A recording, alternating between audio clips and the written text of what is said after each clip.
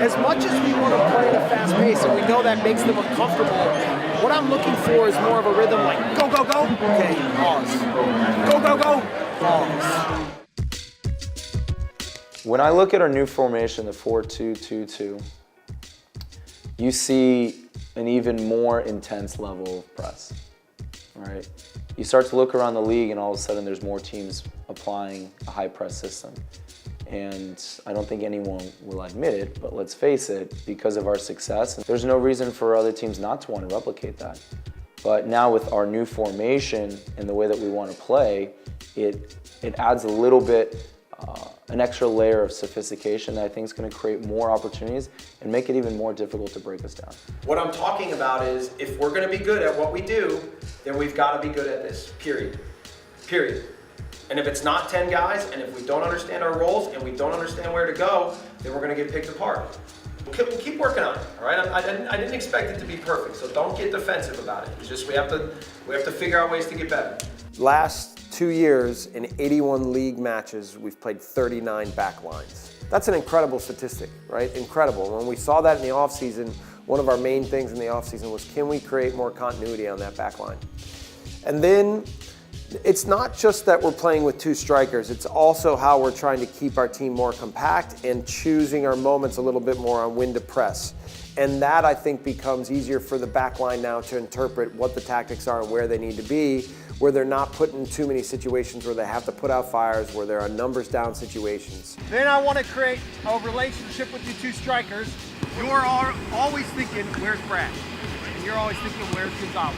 It's good for options on the ball. You know, I don't feel so isolated. Even though I got used to that, playing with the two, I feel like I can get involved, you know, in build-up play a lot more. So it's been good, you know. Understanding the press is something I'm still working on, just alone or with the coaches, but it's been good, very good. I mean, I'm pretty happy with the overall tactical movement and even now some of the ideas of how we're going to try to manipulate the space and create advantages, how we're controlling the net. There's a lot of good there, all right? I think I can still dictate things in the attack. I still think I'll be able to find the ball and find space in order to make plays in the final third. So I've always said, throw me anywhere on the field and I'll still think I'll be able to make plays. It'll be interesting to see how the rest of us can work as a cohesive unit and how we can press and how we can win balls back and try to turn those into attacking plays.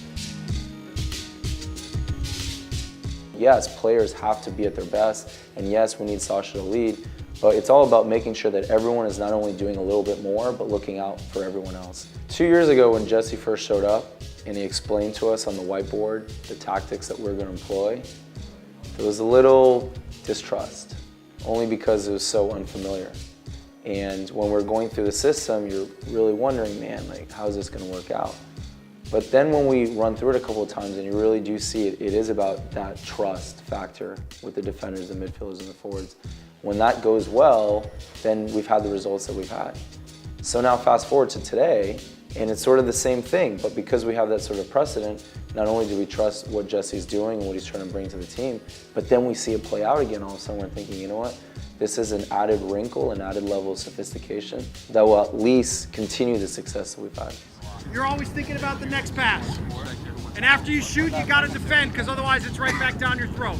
I think guys are really excited, but what I'm really trying to focus on in general is just staying focused on the details of how we want to play. And the more that I think we can commit to that, and the more that we can fully understand all the little details, then I think that the rest of the things will take care of themselves, including the results. I sort of look back and maybe at the playoffs, I think maybe I put too much pressure, maybe I put too much emphasis, maybe I put too much on their shoulders to really try to achieve ultimate goals.